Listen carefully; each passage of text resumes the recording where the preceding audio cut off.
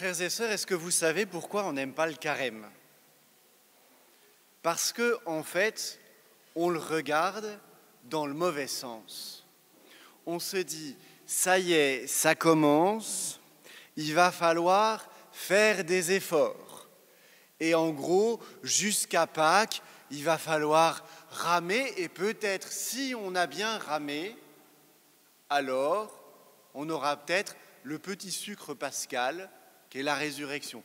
Et c'est absolument pas drôle et absolument pas vrai. Et en fait, c'est ce que la liturgie du jour s'attache à nous montrer. Que, en fait, pour regarder le carême à l'endroit, il faut le regarder à l'envers, parce que nous qui le regardons à l'endroit, on le regarde à l'envers. Je m'explique.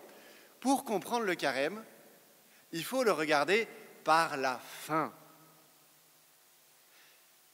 Écoutez bien, le livre du Deutéronome qui vous montre le Juif arrivé en Terre Sainte, arrivé au lieu que Dieu a choisi pour porter les prémices de tous les fruits de la terre. C'est donc quand il est arrivé au but.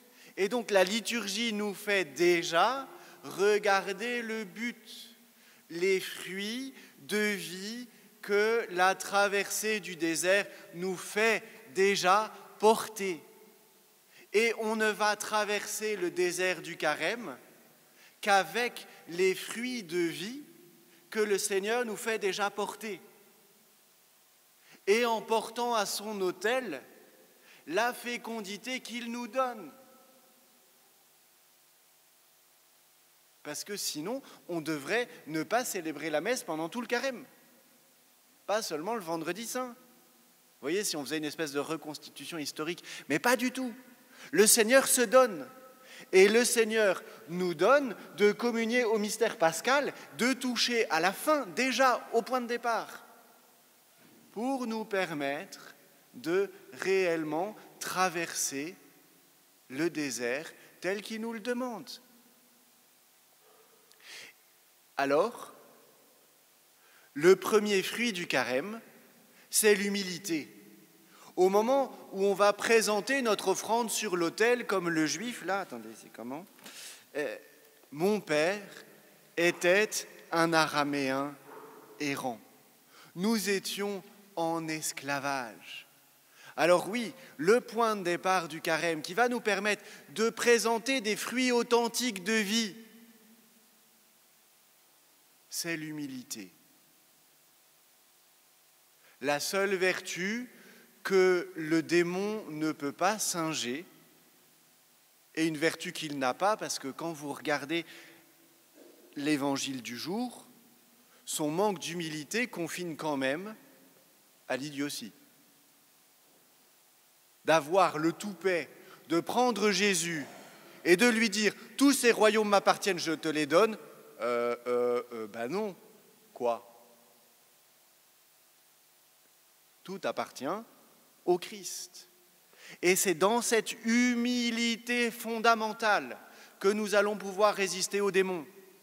Et que le but du carême, c'est de faire le tri dans nos vies entre les vrais fruits et les faux fruits. Et parfois, il y a dans nos vies plein de faux fruits. Des choses qu'on trouve absolument géniales, absolument belles, absolument merveilleuses, et qu'en fait n'en sont pas. Même dans la communauté Saint-Jean, vous voyez. C'est quand on était beau, grand, fort et beau qu'on était très malade. C'est très drôle, hein, où les apparences disent exactement l'inverse de la réalité. Et l'humilité, c'est de reconnaître d'où on va, d'où on vient et où on va pour que le Seigneur puisse apporter l'authentique guérison. Ça, c'est la première grâce du carême, l'humilité. Le deuxième moteur la deuxième manière de regarder le carême et qui va nous permettre de vivre le carême avec une fécondité particulière, nous pousse non pas jusqu'à Pâques, mais jusqu'à la Pentecôte. Parce qu'on se dit, bon, il va falloir attendre la Pentecôte pour recevoir l'Esprit Saint. Ben non. En ce temps-là, après son baptême, Jésus, dans la puissance de l'Esprit, quitta les bords du Jourdain. Dans l'Esprit, dans la puissance de l'Esprit, il fut conduit à travers le désert.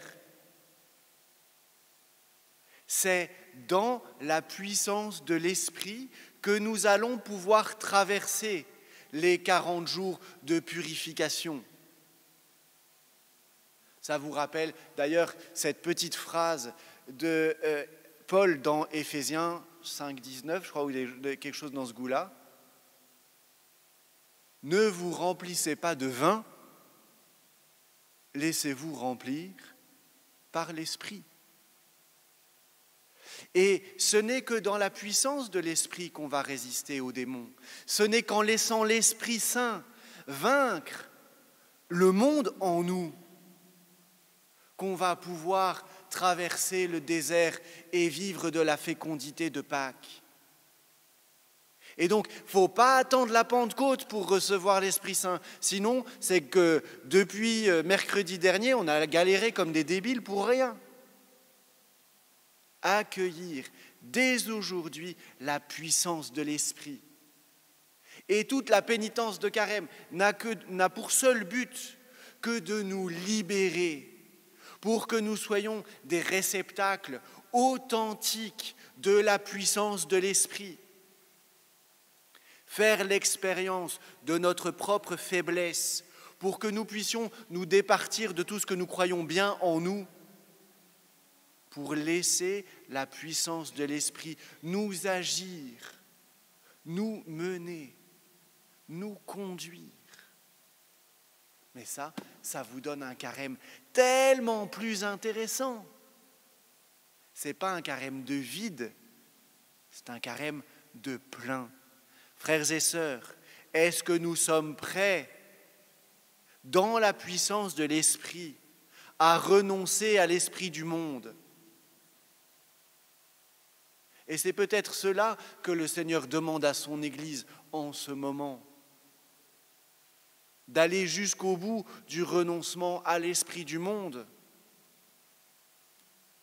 au secret des ténèbres, pour pouvoir être vivante dans la puissance de l'Esprit. Deuxième grâce, deuxième moteur du carême, deuxième seule authentique manière de le vivre.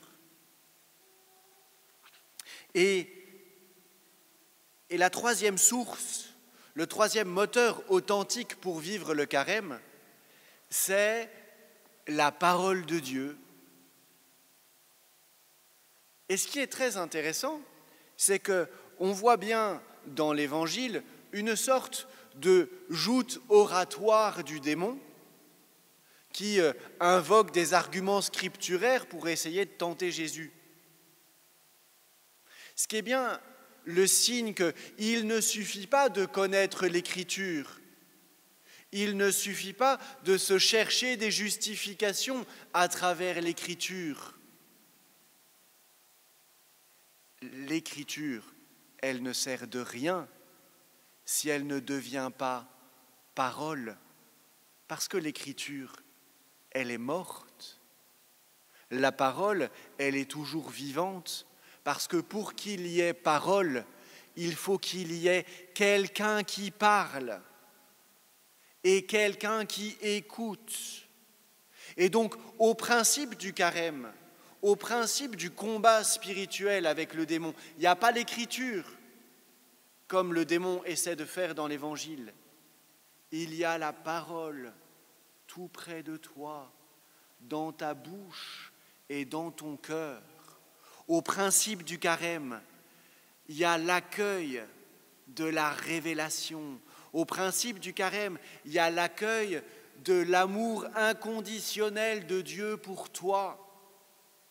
au principe du carême, il y a la renaissance de l'intimité de notre cœur avec Dieu qui nous parle.